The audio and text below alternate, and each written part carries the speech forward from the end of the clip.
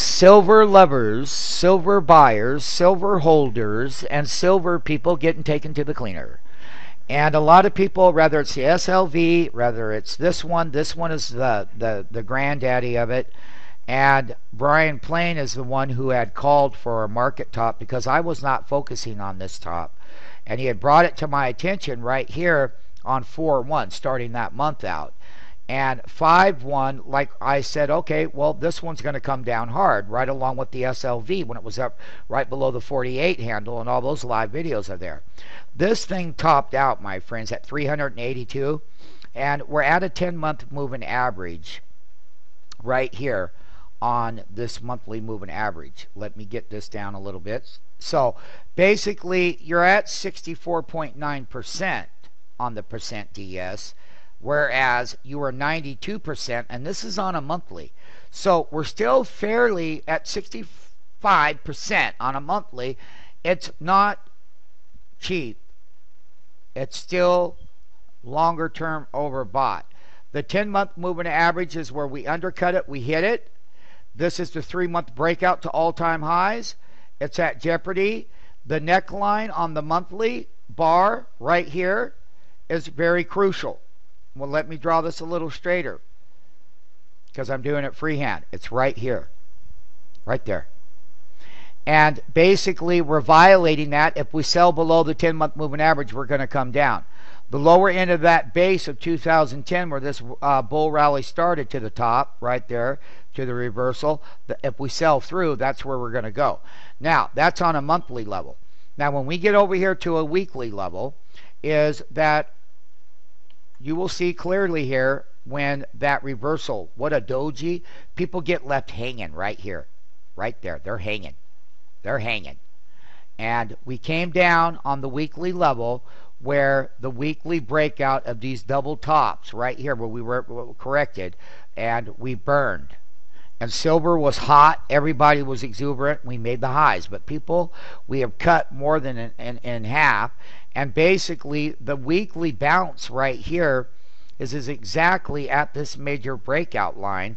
This is the upside 1 week, 2 week volatility. However, let me caution people that are holding silver now, and particularly in this one, as volatile as it is that last breakout from here is going to be your resistance. And on a weekly, last week we sold off. Today it's only Wednesday and it's narrow range, but everything has short-term volatility. Now, let me explain you what has happened on the daily, and just like the earlier analysis, is that this is the daily reversal right here. That's called a doji top reversal. This is the neckline that it breached. These were weekly volatility bounces within the actual trend structure right there. And we bounced, but we made the lower low down here, because that's what happens in trends, that once they start in a certain direction, yes, everything has a counter volatility. As we said, it was a great trade off that bottom for 3 weeks, and then it failed. Now, what we have done here for the silver bugs is that you are oversold at 6.35% on a daily, where markets got made here, and we went up to 67% there from that level. Now, let's take a look at the level here. Let's take a look at that bottom level, 6.35%. And short-term oversold gives short cover rallies a great entry and an exit. But you're not in a bull rally now.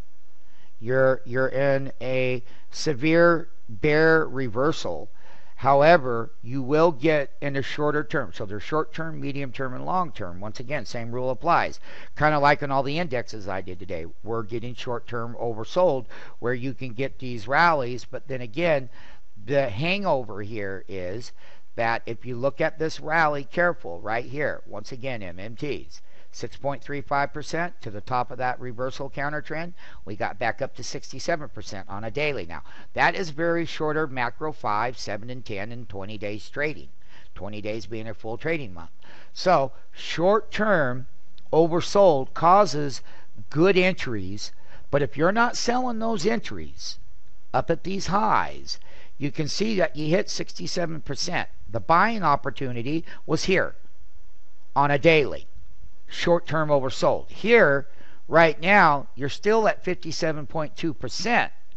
but you're falling weak. And the problem is that when you break this neckline of that first bounce, if we don't start pounding off of there, we're still in a daily sell signal that's going the right way. It plateaued here and it's been ascending to there. Now, the key is here is you got to get above that 100-day moving average. That's this line right here. See? 100-day. And it's all daily simple moving average. That's going to be your resistance there at 199.90. And today's ranges were 188.58 and the low was 182, down $1.41 today. On the actual index itself, not the index, but this is your intraday print, and you can clearly see that the close, not today's close, but the previous day's close was there, the low, there is the high of the day, and we closed up toward the high. That is bullish.